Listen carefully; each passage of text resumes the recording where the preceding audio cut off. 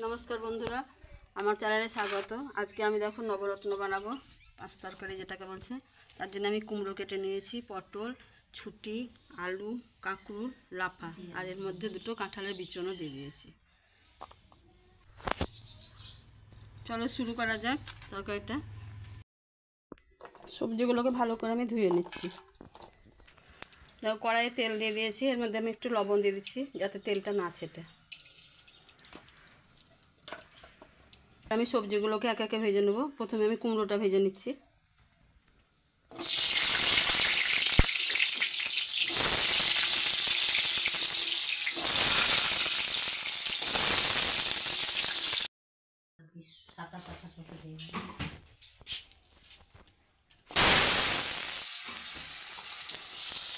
এবার আমি আলুগুলোকে ভেজে নিচ্ছি। আলুটাও ভাজা হয়ে গেছে, বা পটলটাও আমি কড়াইয়ে ভেজে নিচ্ছি। এবার দেখো আমার সবগুলোই ভাজা হয়ে গেছে, এবার ছুটিটাই আছে, ছুটিটা এখন ভেজে নেব। সজনে ডাঁটা, সজনে ডাঁটা খাওয়াটা খুবই উপকার, আমি খুবই ভালোবাসি সজনে ডাঁটা খেতে। তো আমার ভাজা হয়ে গেছে, এবার এই থালাতেই আমি তুলে নিচ্ছি।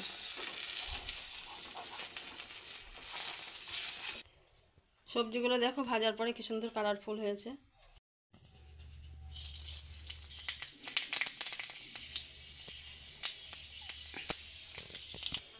কড়াই দেখো পাঁচফোড়ন দিয়ে দিয়েছি, এবার চেরা 3টে কাঁচা লঙ্কা। বড়িগুলোকে দেখো আমি একটু করে ভেঙে নিয়েছি, এগুলোকে আমি তেলের মধ্যে দিয়ে দিচ্ছি।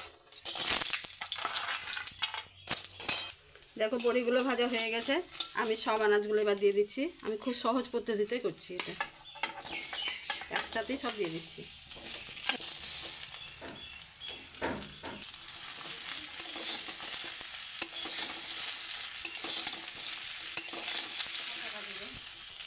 এবার এর মধ্যে আমি একটু হলুদ দিয়ে দিচ্ছি।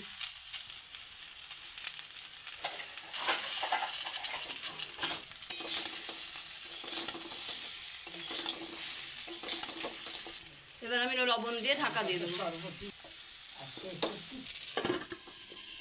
আমি এবার সবজিগুলোর মধ্যে আদা বাটা দিয়ে দিচ্ছি। এর সাথে আমি হাফ চামচ করে ধনে গুঁড়ো, হাফ চামচ মতন জিরে গুঁড়ো দিয়ে দেবো। এবার এটাকে আমি ভালো করে কষিয়ে নেব, আর কিন্তু কিছুই মশলা দেবো না। অনেকে মশলা কষিয়ে সবজিটা দেয়, আমি সবজির মধ্যেই মশলাটা দিয়ে কষাবো। অন্যরকম করে তৈরি করছি এটা আমি।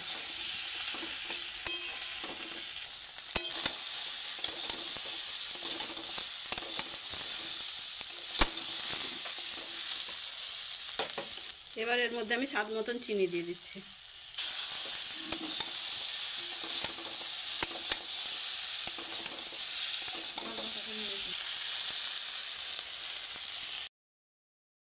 কষানো প্রায় হয়ে গেছে আমার তরকারিটা। এর মধ্যে আমি খুব অল্প পরিমাণ জল দেবো, দিয়ে ঢাকা দিয়ে দেবো।